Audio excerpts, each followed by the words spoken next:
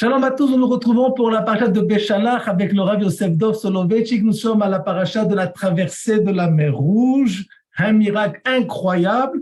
Après cela, la manne qui va être tout simplement la nourriture qui va descendre du ciel pendant l'époque du désert.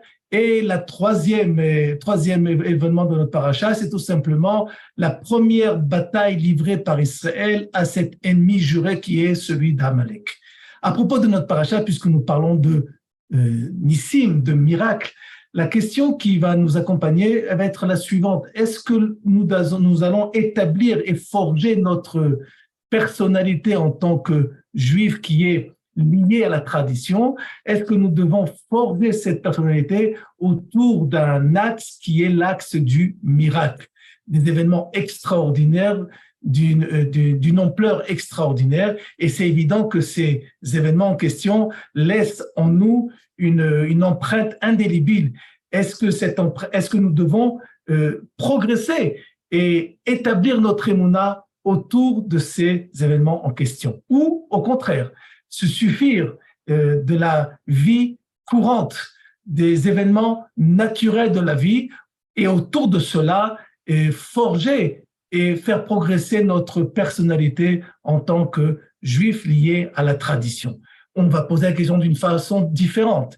Est-ce que lorsque nous allons devoir acheter un livre ou voir ou participer à une pièce de théâtre, est-ce que nous allons choisir un livre qui va essayer de nous transplanter dans un monde où l'imagination est là pour essayer de nous sortir des mauvaises situations, ou au contraire, essayer de lire des livres de la vie de tous les jours qui afin de pouvoir, par ces livres en question, apprendre de nouvelles recettes, de nouvelles solutions, comment progresser dans la vie.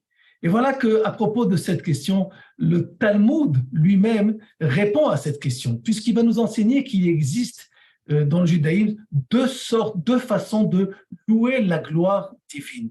Il y a ce qui s'appelle Hallel HaMitzri, la louange d'Égypte, qui est née tout simplement après la sortie d'Égypte. Cette louange est tout simplement un chant de la gloire de Dieu qui se dévoile par les miracles, comme par exemple celui de notre sortie d'Égypte et celui de la traversée de la mer Rouge. Et ce Hallel en question, il va être récité, lu au moment des fêtes, comme par exemple Pessah, Shavuot, Sukkot, Chanukah, Rosh Chodesh.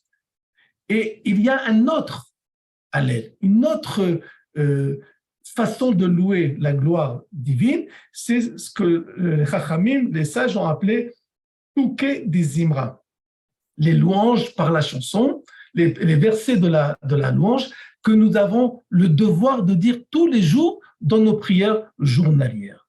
Et à propos de ces deux louanges, la relation de Chachamim va être contradictoire. Si à propos du Hallel HaMitzri égyptien, les Chachamim vont nous enseigner de nous dire que quelques jours dans l'année, et uniquement pendant ces jours-là, et en aucune façon de les dire de façon journalière. Voilà qu'à propos de nos psuké des Imra, de nos louanges qui accompagnent nos prières journalières, là, à ce moment-là, Chachamim vont nous dire et vont nous obliger à les dire tous les jours. Où est la différence? Pourquoi là, dire oui tous les jours et là, non? Le Rav Soloveitchik dit que la réponse est tout simplement dans le contenu de ces louanges qui ont été écrites par le roi David Amelech. Si à propos du Hallel HaMitzri, des louanges qui proviennent de l'Égypte, des événements égyptiens, ce qui est mentionné là-bas, c'est tout simplement la gloire de Dieu par une intervention directe à l'histoire de l'homme, ce qui s'appelle les miracles. À propos de cette intervention miraculeuse, Chachamim nous disent qu'elle a sa place, mais seulement à un certain nombre de jours bien précis.